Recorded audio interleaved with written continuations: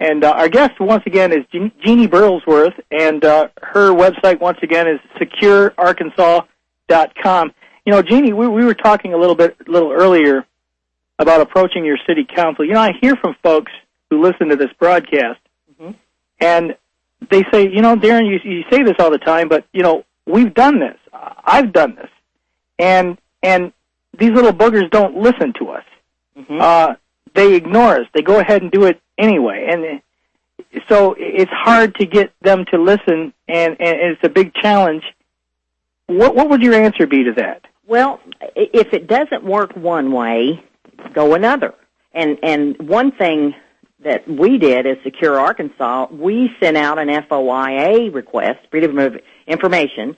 We sent that out, and we wanted to know for sure if Patrick Hayes, which is mayor of North Little Rock, if he was a member of ICLEI. And yes, we got all the paperwork back, and they had been for several years. I'm holding them in my hand right now.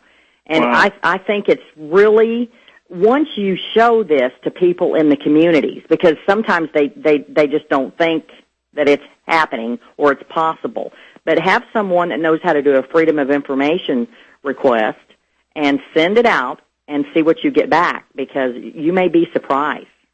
You know, I would think, and this has really been my answer to that question, is that, you know, we have to increase our numbers, because I really think that the more people you have putting pressure on these elected representatives, these elected council members, whether it's a township or a city council, you know, it would have more weight. And maybe that's not a guarantee either, but, you know, maybe we could get more people to run, you know, and take over the city council. I don't know. What are your thoughts on that? That's exactly right. And we recruited this last time around aldermen and JP. We've got a wonderful group that we have recruited that's running. August the 4th was the day they could, you know, officially say that, you know, they're running for this office. So this is a new thing for Secure Arkansas, us doing that. But see, locally, it's going to change things. It's going to change the scope, because I can assure you people on these councils are not used to much oversight or accountability whatsoever. Yeah, you know, we had a situation here in my area, our local township here, where I actually found out quite by accident by going to the website of the township, and I discovered that they already had the comprehensive plan for land use drawn up. They brought in a local university here. They hired their experts and recruited their expertise, and they drew up this comprehensive plan because they wanted to be able to modernize things according to the grantors. And, you know, and the woman actually said, the treasurer at our township actually said, without doing this, we will never get a grant in this township. And I spoke up and I said, look, we don't want grants, because I've studied the FEMA grant program, and I've seen, you know, FEMA openly brags about how their grants were the first introduction for some communities to having ordinances and you know, restrictions on the land. And or zoning, you know, that's a big thing. So anyway, They actually went through and went ahead and passed the comprehensive plan for land use. So my property here, according to the plan, is not housing. It's parks and recreation and open space. You know, and I think this is what a lot of people. You know, I see this stuff going on all over the place, Jeannie. I see Detroit. There's so much has come out of Detroit now here in Michigan. It's been devastated because of the collapse of the automobile industry. And you have cities like Detroit and Flint shrinking their boundaries. The mayor of Detroit now is bulldozing houses, taking them by eminent domain so that they can be given back to nature. I mean, this is stuff that the Detroit papers are reporting. You know, and then there's other things, other articles I have right now where they're talking about changing. Obama's in the process of changing the federal rules for who gets a mortgage now to favor apartments over regular housing. Now, doesn't this play right into the overall sustainable community plan? That's That's exactly it, making nature the central organizing principle for our society and even economy. Mm-hmm. So if somebody, we desperately need these organizations. We desperately need people to work together. And I'm wondering, since you've already done it, you've already organized this huge organization, somebody out there listening that wants to make a difference, we don't want to just complain about the problem. We want to bring about solutions. What would you recommend for them to go as a first step to organizing something like you've done in Arkansas? Well, if you want to possibly go to a tea party, believe me, the tea parties are really not doing enough. Now, I think the tea parties right now are going to do well helping get candidates elected. I think they're going to do that. But unless they really have this knowledge, it's a lot of times this is a nonpartisan thing when it comes to sustainable development.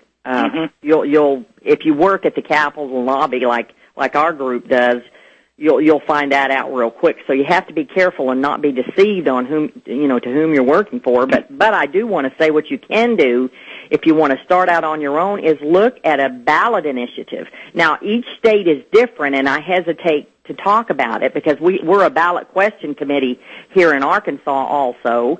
In Missouri, it would be a continuing committee. But what you would want to do is to try to get a petition, and it's going to be hard, but the petition gathering process is grueling work. But all I want to say is it produces an organization that is, wow. I mean, it's fantastic. It's very cohesive, and people, we can work. When we send out our alerts, it goes across the state in just a matter of minutes. Mm-hmm. So that really helps just broadening your base. But you've got to pick a cause, what you're concerned about. It could be energy in your neighborhood, for instance. Because that's a sustainable development policy. They had smart meters put on because we've got Patrick Hayes here now. Remember, he's over the whole U.S. Yep. And so he's going to set the standard. So we had smart meters put here. And what those smart meters do, it goes along with smart growth. They regulate our energy that we take in our house. So, there might be a cause. Maybe it could be illegal immigration or states' rights. We can even help them with that legislation. Here's what I've done. I've taken, they could even start with this next session if they wanted to as a group and figure out what legislation they want to carry in their state. But Charles Key out of Oklahoma, Representative Key, I have his 10th Amendment legislation, and that's what we ran last time. Now, we didn't get it. They voted it down. But, we're going to run it again this year, and we'd be glad to share his legislation, and he would be honored if anybody wanted to have states' rights. We have to begin to take up for ourselves because, believe me, we are going global so fast that it's going to make our heads spin, and when they get control, just let me finish with this, but when they get control of our driver's license as what they call national ID cards, which is truly international ID cards, they've got us right there. That's the one document that can unify everyone. Yeah, and they're already making huge inroads into that, no pun intended. Yeah. And the animal ID thing as well. I mean, it's not just people ID, it's animal ID today and databasing everything. Mm-hmm.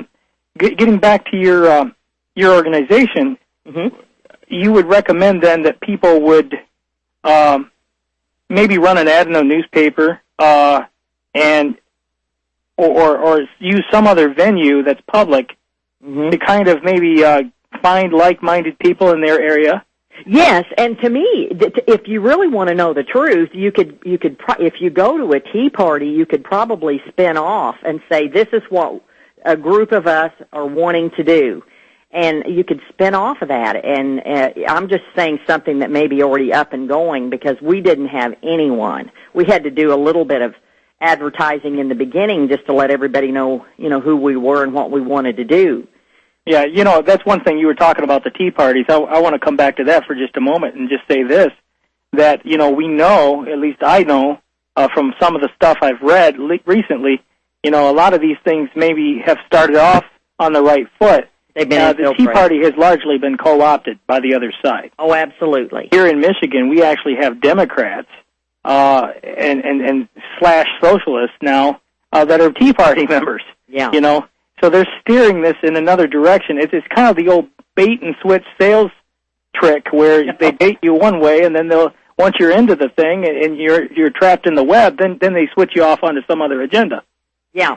Yeah. So, but there's still, even though the leadership might be steering it the wrong direction, there's still a lot of well-meaning and well-intentioned people that are a part of these groups. Exactly. You'll see there'll be some things come up that you just absolutely cannot work with them on or support, and you just have to go on. But I'm just trying to think of a way where they could get an actual, somewhat of a little networking group going on in their state. But there's a lot of preparation to this, is what they need to understand, because if they did decide to be some type of ballot question committee or continuing committee to carry an initiative, because the initiative and referendum process are absolutely one of the most powerful tools that could be placed in the hands of the people, because the governor can't veto it, and it's we the people, and it wouldn't be electioneering, so you can take it into the churches and the pastor can talk about it and promote it, because it's not the same standard as a candidate. So in other words, what you're saying is 501c3 bound pastors can actually openly discuss this stuff, huh? Yes, because it's not electioneering. It's a we the people. And that's been a misunderstanding in churches, because if you will look around, if the churches ever wake up to socialism, communism, and all these Marxist policies that's knocking at our door, even fascism, it's here. And our country's going down. I think if the churches ever awakened out of their slumber, they would help save our country. But they're under a misconception that they can't talk about the initiative gathering process, and that's just not true. Yeah, that's one of my big beefs, Jeannie. I really, on the one hand, pastors get up in their pulpits on a regular basis and preach about how we have to follow God rather than man, and then they never open their mouths about any of the evil that's happening in this world, because they're bound by their 501c3 tax-exempt status. So who are they following, and who's really the God of their pulpit when they won't open their mouth against this whole evil thing? Well, people are going to have to see that it's mammon, because they don't want Mr. or Mrs. Big Bucks to leave. And I know we had someone here in Secure, Arkansas, that was a minister, and these just happened to be Democratic or Democrat elders, and they let him go because he was preaching too much on the Constitution. He was a pastor, and isn't that something? Yeah, they let him go. And once upon a time in this country, that's what pastors did. Exactly. That was the primary role of the clergy, is to expose corruption in government in places where, it wasn't being adhered to, and they've gotten away from that. The other side has done their job very well at trying to squelch from the pulpit dissension, and now they're doing it, they're expanding it to other people as well. We're almost up to break time again, but I want to make sure we covered this real well, because I really want people to go out and do this. I want people to realize that this is within their ability to attain an organization, even if they're not very well spoken for themselves, even if they're not very well articulate at doing public speaking. All they have to do is get together with other people in their area, and we've already explored some of the ways that they can find out where those people are and get in contact with them. Organizationally, when we come back, let's talk a little bit about what some of the first steps are organizationally to branch out in this. Folks, we're visiting with Jeannie Burlsworth. The hour's going by very fast, and we're going to continue in a moment here. We're offering solutions today, folks. We want people to be able to get past the bad news and actually do something about it. That's where the cheerfulness and good news comes in. We'll be back here in a moment.